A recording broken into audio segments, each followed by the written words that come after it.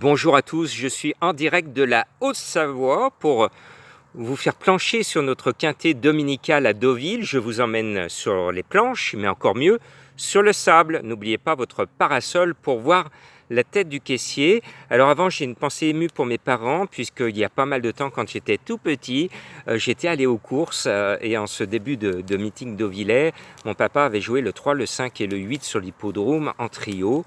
Et ce jour-là, on n'avait même pas de jumelles et tout d'un coup, sur le poteau, c'était 3, 5, 8.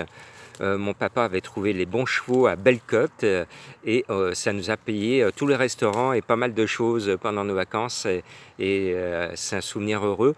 Et je vous donne ce souvenir parce que le jeu, je vous le répète, ça doit être un plaisir, cela ne doit pas être une contrainte et cela doit vous donner de bons souvenirs. Et justement, puisque je suis dans un décor campagnard, je vais pousser un petit cocorico. Et oui, ce samedi, si vous m'avez écouté, vous le savez, je vous encourage toujours à jouer petit peu, d'aller chercher plutôt le tiercé plutôt que le quintet, de faire un champ réduit de vos deux bases ou de mes deux favoris. Bien, si vous aviez pris ce samedi mes deux favoris associés en champ réduit au tiercé avec mes 6 autres chevaux pour 6 €, vous touchiez 95 €.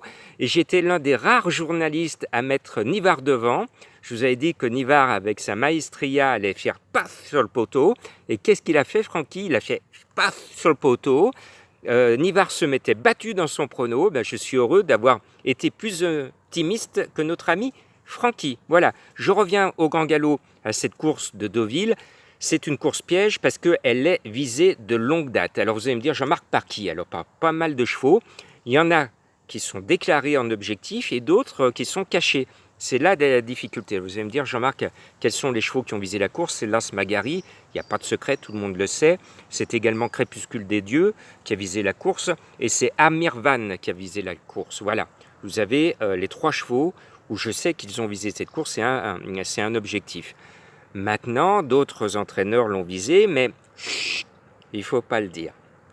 Alors, le conseil que je vais vous donner aussi, et qui a marché si vous regardez les 3-4 derniers quintets, c'est le jeu de la finale. Rappelez-vous, il n'y a pas si longtemps, cette semaine, premier 4 et 14. 4 et 14, c'est-à-dire c'est la finale 4. Et précédemment, c'était 5 et 15. Et c'était des jumelés gagnants qui rapportaient dans le quintet. Eh bien, aujourd'hui, par exemple, si vous voyez le 13 comme moi, le 13 appelle le 3. Si vous voyez bien le 1, Magari qui a visé la course, le 1 appelle le 11. C'est ça, jouer la finale. Ça marche sur toutes les courses. C'est-à-dire, quand vous voyez bien un cheval, si c'est le 2, ben, faites un jumelé avec le 12. Vous ne cherchez pas à comprendre. Vous voyez le 4, vous faites le 14. Vous avez compris, le 6, le 16, voilà. Ça, c'est une méthode de vieux turfiste. C'est la méthode qui va vous faire toucher un truc que vous n'auriez jamais couché sur le papier. Voilà. Et ça coûte le prix d'un couplet placé. Donc vous ne vous ruinez pas à vous amuser avec cette méthode. Allez, je mets en tête un cheval qui peut faire la bise sur les 4 joues à Monsieur le handicapeur. C'est le 13 El Magnifico.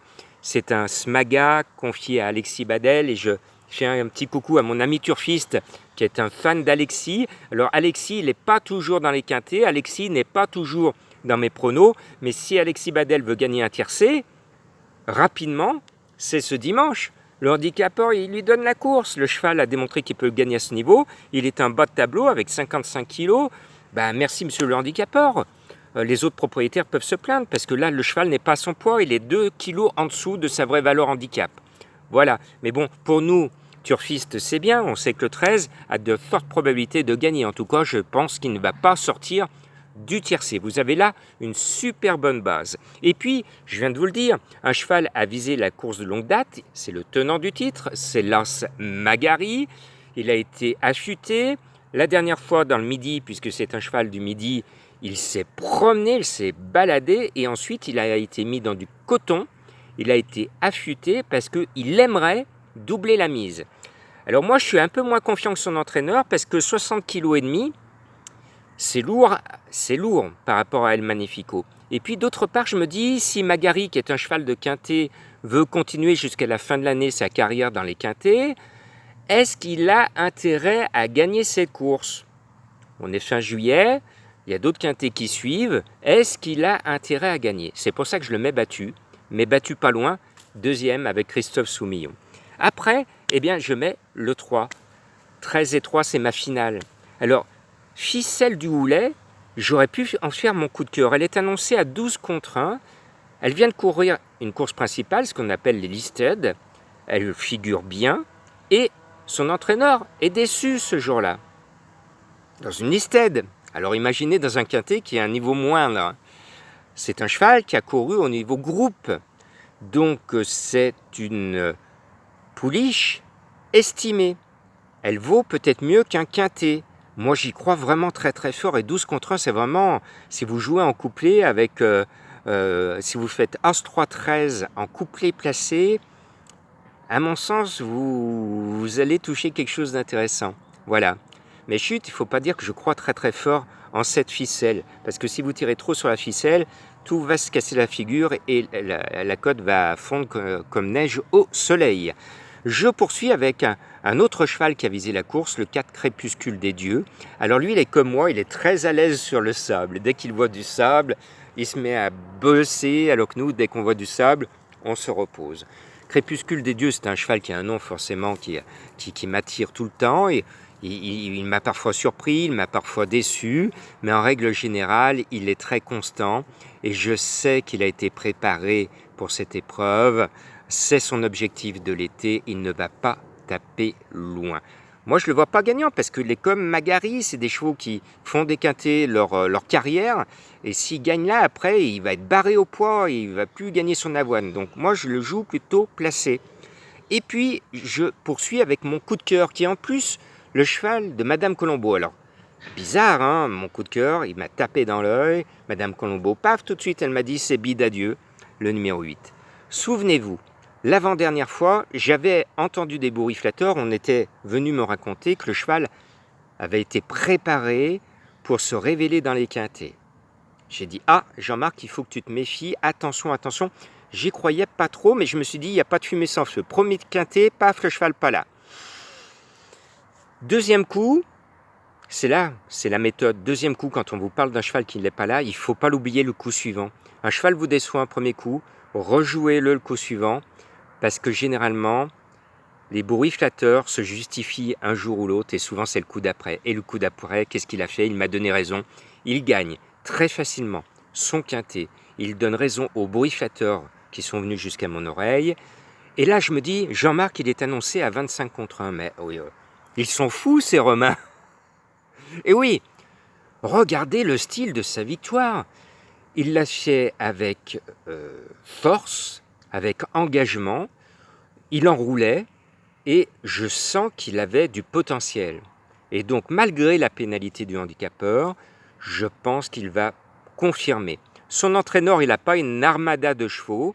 Il a besoin de se révéler. Vous le savez, c'est important pour ces entraîneurs qui ne sont pas des entraîneurs classiques de se faire remarquer pendant le meeting de Deauville parce que c'est le mois des ventes qui arrive avec les propriétaires. Et quand un entraîneur, et notamment un jeune entraîneur, est en forme dans le meeting de Deauville, ça peut inciter des investisseurs à se dire « Eh ben tiens, le cheval que je viens d'acheter cher, je vais le mettre chez lui parce qu'il est en forme, il est bon cet entraîneur. Allez, on va tenter de le mettre chez lui. » C'est pour ça que moi j'y crois fort à Bidadieu, ce numéro 8. Et puis je poursuis avec Lady Sydney, le numéro 5.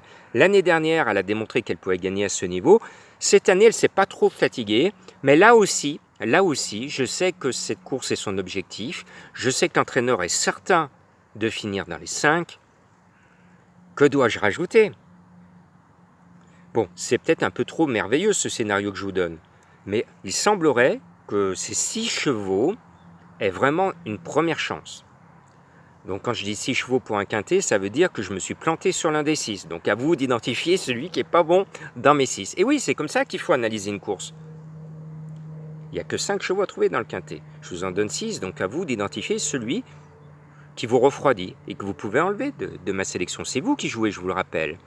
Et puis, je poursuis avec un cheval qui m'a tapé dans l'œil. Tout de suite, quand j'ai regardé les partants, je me suis dit « Just Cherry », le numéro 11, il faut que je le mette. Je n'ai pas cherché à comprendre. Et Just Cherry, il y a plein de choses qui m'alertent. Premièrement, la pouliche vient de gagner. Deuxièmement, elle a un bon numéro à la corde avec le numéro 7. Troisièmement, c'est Boudot qui est en selle. Et quatrièmement, son jeune entraîneur Montfort a un pourcentage extraordinaire de réussite dans les quintets. Il vient de débuter dans cette catégorie. Pratiquement, tous ces chevaux finissent dans le quintet. Il a un énorme pourcentage de réussite. L'entraîneur est raisonnable, le cheval arrive bien, feel and well, comme on dit dans le jargon britannique. Eh bien moi, Just Chéri, à 18 contre 1, si vous avez un peu d'argent et un peu de folie, eh bien jouez là, vous m'en donnerez des nouvelles. Et comme je vous l'ai dit tout à l'heure, le jeu de la finale, l'As, le favori, appelle le 11. Donc jouez peut-être un couplet As-11. Parce que ce couplet va être spéculatif avec mon 11 à 18 contre 1. Après, vous n'êtes pas obligé de tout écouter ce que je vous dis. Hein. C'est vous, le choix, c'est vous. Moi, je suis juste là pour vous guider, pour vous aider. Je ne vous impose rien. On joue avec plaisir, je vous le rappelle. Je termine avec un cheval, et je le sais, il a visé la course, c'est le 9, Amirvan. Il a bien couru la dernière fois, il gagne, et ensuite il est mis dans du coton, parce que Vatel, il est chez lui à Deauville, il est sur ses terres, il prépare ce meeting d'été, et je peux vous dire que le cheval, il a toute sa fraîcheur, et il va se donner à fond. Il a le 2 à la corde, il n'a pas trop de chemin à faire jusqu'au poteau. Eh bien, moi, je le sens bien, ce 9 Amirvan. Il est annoncé à 15 contre 1. Vous voyez, je ne vous donne pas que des favoris. Et puis après, je vous entends, donc c'est compliqué. J'ai pas pu mettre Ego Danseur, que j'aime bien, avec Stéphane Pasquier, le contre-coup de sa victoire à ce niveau. Ça m'a fait souffrance de ne pas mettre Ego Danseur, qui a une très belle chance. J'ai eu beaucoup de souffrance à ne pas mettre le 10 Rizzy Shop. Cela, je sais que l'entourage est confiant. Le cheval est au top. Et puis, voilà, c'est compliqué ces quintés. Hein. Je pourrais tous vous les proposer. Et puis, pour ceux qui aiment les chevaux rigolos, ils vont jouer la nana. La nana, c'est le 16. Et oui, des fois, il faut chercher le côté illogique. La nana, elle a beaucoup déçu, mais son entraîneur insiste à ce niveau. Ça veut dire que s'il insiste, il est persuadé qu'elle a la pointure. Et un jour ou l'autre, elle va se réveiller. Peut-être ce dimanche, peut-être dans un mois, peut-être avant l'hiver. Allez lui demander. Voilà. Je vous résume ma sélection. Donc mon vrai prono, le 13, l'As, le 3, le 4, le 8, le 5, le 11 et le 9. Je dis mon vrai prono parce qu'après vous êtes en train de me dire « Ah oui, mais Jean-Marc, vous nous avez donné 15 chevaux. » Non, je vous en ai donné que 8. Je peux vous parler d'autres chevaux. Parce que c'est normal d'aller chercher les tocards. Parce que les tocards, il y en a actuellement. C'est la fête aux tocards l'été. Donc, je vous invite à aller puiser là où je n'ai pas pu ramener mon filet. À vous d'aller à la pêche au tocard. Mais vous l'avez compris, j'ai quand même de jolis préférés et j'espère ne pas taper loin, en souvenir de mes parents, de mon papa qui avait eu de la chance sur cette course-là. Je vous dis pas il y a combien de temps, j'étais en culotte courte. Voilà, mes bases, vous l'avez compris, c'est 13 et As. Mon coup de cœur, eh bien c'est le 8. Il me reste à vous souhaiter un bon bain si vous allez à la plage à Deauville. Bonne chance.